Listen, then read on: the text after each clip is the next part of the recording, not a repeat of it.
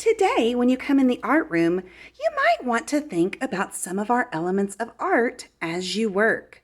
You could use some of your items in drawing, Legoland, and architecture to create lines, shapes, and use that color, baby, color. We'll be adding some new items to our drawing center today to help us make lines and shapes. We're going to include some rulers and some protractors. If you notice on the tub, there's a big sign that says no markers, please. We want to only use crayons, regular pencils, or colored pencils with these items because when markers get on the side of them, it can be really messy for our hands, our table, and for our papers. Rulers are great for creating straight lines when you draw in art. You can lay it on your table, hold it still with one hand, and then draw against the side of your ruler with your crayon or your pencil. When you move your ruler to the side, you've got an awesome straight line that is sweet. You can also connect lines using a ruler by putting your ruler right at the end of your line and then drawing again. That makes a connected area on your shape. If I wanted to turn this into a full triangle, because lines make shapes, baby, I could put my ruler next to each end of the two lines I see and then draw that straight line and booyakasha! I've got an awesome triangle. Protractors are super sweet if you want to draw a curvy line. You can just lay it down on the table, put your pencil or crayon against the side like we did with the ruler, and then follow it all the way around the curve. There's a curve on the outside and a curve on the inside. You can also use this as a straight ruler if you use these straight pieces on the bottom. When you move your protractor, you'll see an awesome curve that's great for making hills, waves, and lots of other curvy items. When you're drawing with your pencils today, you might see that some of your pencils are really pointy and great for drawing, but some of your pencils are really flat. When you see a pencil that has no more lead all the way around, there's no way it could give any color for you. That's when it's time to sharpen. If it still has some of the color showing on the side of the wood, then this one is still great for drawing. If you find that you need to sharpen a pencil, come visit our pencil sharpener station. You always want to count to 3 when you use a sharpener, because if you hold your pencil inside the sharpener for a long time, it will heat up and actually hurt the engine that spins to sharpen your pencil, and then it'll break the sharpener. So we don't want that. You can count down 3, 2, 1, and when you pull it out, it'll be sharp, and you know that you're done. 1, 2, 3. I always want to check and make sure my pencil looks really sharp.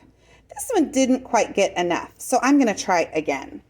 3, 2, 1. It's sharp. I know I'm done. Ah, that looks perfect. In Drawing Center, we're also going to add something that's called stencils. These are items that you can use to trace to make specific shapes and lines. You can also use our line stencils to create some really neat designs on your paper. If you want to lay them flat, you can hold it still with one hand, put your pencil or crayon inside the groove, and then follow the design across the stencil. When you move your stencil, you'll have a really neat design that matches the same line from your stencil on your paper. If you want to use one of our tracers, these work a little bit more like rulers. We want to put our hand on our our tracer to hold it still, and then use our pencil or crayon on the outside edge. And when it changes directions, we want to follow all the way around really, really close. The closer that you draw it on the side, the more accurate your tracing will look. And then when you've gone all the way around all the edges, you can move it off and you have a match. One is on your paper and it looks just like the one that you traced around. If your pencil is not very close to the edge, you'll notice that even though you kind of went around in the same general direction, it looks a little bit different when you pull it off because your pencil wasn't exactly against the edge. So the closer you get, the straighter your lines are and the more accurate your match is. The last thing to talk about today is marker care. You might notice in our marker tub that some of our markers are getting left open. When that happens, the air gets inside and it dries out the liquid that's inside your marker. So then the next time that you try to dry with it, you get kind of a scratchy look instead of that nice, rich, full color that we all love so much. So please be sure when you're using your markers that when you're finished, you close it and make it snap. Listen. It can make a snapping sound, and that shows that it's closed. You'll see our reminder poster right here on the wall that reminds you to snap me because it makes me happy. Now, when you find a marker that's dried out like this, it isn't really working very well on your paper, or if it's completely dry and it won't make any marks at all, you can feel free to walk it over here to the back counter. We have a little white container that's called the Supply Hospital.